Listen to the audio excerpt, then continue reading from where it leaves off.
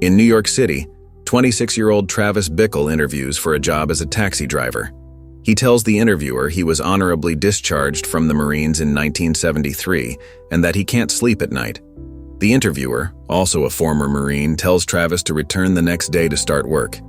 As Travis begins his job as a cab driver, he also starts writing in a diary. He notes that he works long hours, from 6 p.m. to 6 a.m., but makes good money. He complains about how filthy the city is and mentions that he doesn't discriminate against passengers. Each night, he cleans semen and blood from the back seat of his cab. After finishing a 12-hour shift, he immediately begins drinking and attends a pornographic film. At the entrance, he tries to be friendly with the concession lady, but she quickly dismisses him. He spends the rest of his morning alone in the theater. Travis complains that even after working through the night, he still can't sleep, and he just wants to feel normal. He wishes he had someplace to go and that he could fit in with other people. Occasionally, he spends time with other cabbies at an all-night diner, but he remains quiet and socially awkward. One day while driving, Travis sees Betsy, a beautiful blonde woman in a white dress. To him, she stands out from the dirty, crowded city. Betsy works at the Palatine presidential campaign headquarters.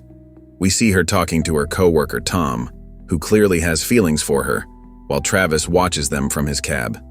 Eventually, Betsy notices him staring. Tom comes outside and tells Travis to move along, which he does. Travis finally builds up the courage to talk to Betsy. He dresses up, walks into the campaign office, introduces himself, and asks her out for coffee. Intrigued, Betsy agrees. Their date at the diner goes well, and she agrees to see a movie with him. Later, by chance, Travis gives Senator Palatine a ride. He flatters the senator, calling himself his biggest supporter. But when Palatine asks for his opinion on political issues, Travis instead complains about how the city is like an open sewer, giving him headaches, and says he wants the president to clean it up and flush it all down the toilet. Palatine politely thanks him and shakes his hand before leaving. Travis's next fare is a young prostitute who suddenly jumps into his cab and begs him to drive away. Before Travis can respond, a man pulls her out and tosses Travis a $20 bill, telling him to forget the incident. Disturbed, Travis sets the bill aside, unable to get the girl out of his mind. Travis later takes Betsy to a pornographic film in Times Square. She's disgusted and walks out. After that night, she refuses his calls and returns the flowers he sends her. Angry, Travis eventually storms into the campaign office to confront her publicly, but ends up humiliated. One night, Travis picks up a mysterious passenger who refuses to get out. The man tells Travis he's watching a woman in an apartment above, claiming she's his wife and is cheating on him with a black man.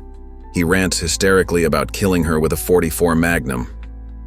Later, at the diner, Travis tries to open up to another cabbie, Wizard. He admits he's feeling down and has dark thoughts.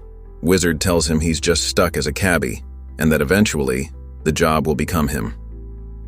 Travis appears to be losing his grip on reality. One night, he accidentally hits a young prostitute with his cab. It's the same girl who had previously jumped in. He follows her and another prostitute until they meet with a couple of men, then speeds off disgusted. Travis writes in his diary that something has changed.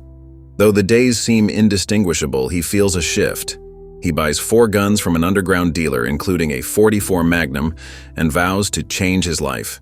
He begins eating better, training his body, and calls this transformation total organization. He does push-ups, burns his hand over an open flame, and stops taking pills. He begins stalking Senator Palatine, attending his rallies, watching him on TV, and even speaking suspiciously to a Secret Service agent. Travis's behavior grows more erratic.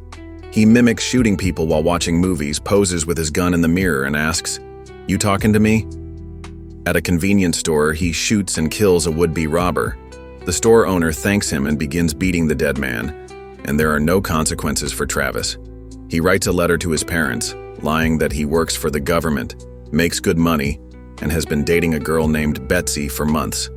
They have no idea where he is or what he's doing. One day, Travis sees the young prostitute again. He approaches her, introduces himself, and she tells him her name is Iris. She asks if he's looking for some action. When Travis says yes, she takes him to her pimp, Sport, who explains the price and what Travis can do with her. Travis and Iris then go to a rundown hotel, where Travis pays an old man for the room. It's clear the man knows exactly what Iris is being used for. Iris tries to seduce him, but Travis refuses. Instead, he asks why she doesn't leave her job. The next day, over coffee, he tries again to convince her. Iris says she dreams of going to a commune in Vermont and invites Travis to come, but he says he has more important plans. When Iris tells Sport she's unhappy, he charms her into staying. Before carrying out his plans, Travis burns all the flowers he once bought for Betsy. He leaves a note and $500 for Iris, telling her to go to Vermont, and says by the time she reads it, he'll be dead. He shaves his hair into a mohawk and heads to a Palatine rally, intending to assassinate the senator. Secret Service agents notice him and begin to pursue him, so he abandons the attempt and goes to Iris's building instead. There, in a violent and bloody shootout, Travis kills Sport, the old man who rents the room Iris uses, and another man who was about to have sex with her. He attempts to shoot himself but finds he's out of bullets. As the police arrive, he points his finger to his head and mimics pulling the trigger. A few months later, Travis is hailed as a hero for saving Iris. We hear her father reading a letter thanking Travis and explaining that they tried to visit him while he was in a coma. Newspaper clippings on the wall show how the media has glorified him. Once he recovers, Travis returns to driving a cab, his hair fully grown out. One night, while waiting with his cabbie friends, Betsy gets into his cab.